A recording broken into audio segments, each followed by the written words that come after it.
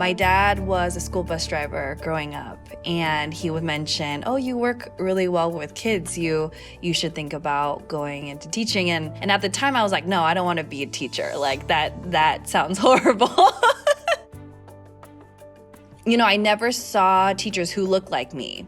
I didn't think I fit that mold of being an educator in the United States. So once I actually made that decision to pursue education, I took on the role very seriously, knowing that if I have kiddos who look like me, they might feel something that I've never been able to feel when I was in elementary school. I came to the US when I was about 23, 24. So there's a whole lot of good stuff that I brought. And I didn't look at behaviors. I didn't look at students the way everybody did. So that made me different and possibly more successful because of that. I moved to another school, very different student population. I would wear my ethnic clothes far more often, at least once a week. It made them feel so comfortable. And they would tell their mother or their father that there is a teacher who speaks Hindi. And so this parent would come looking for me because they had no way of communicating to their child's teacher. So they would come speak to me. Many of my students are third generation Korean Americans raised in a multicultural household. One of my young students first came to me with a resentment that he was half Korean.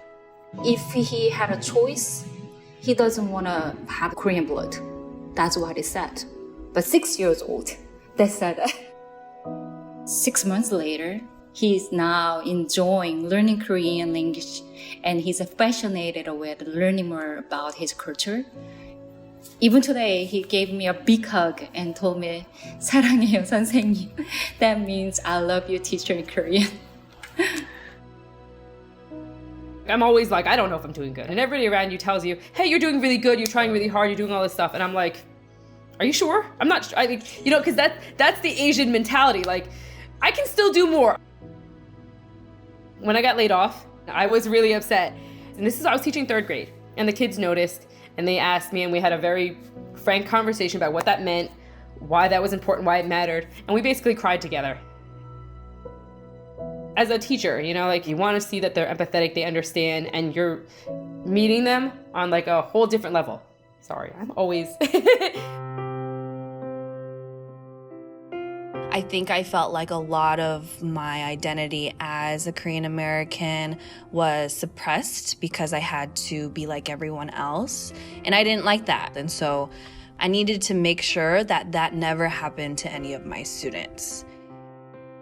In my class, they can find their cultural identity, develop confidence, and feel proud of who they are and where they come from. And if I am their only role model, then that's okay.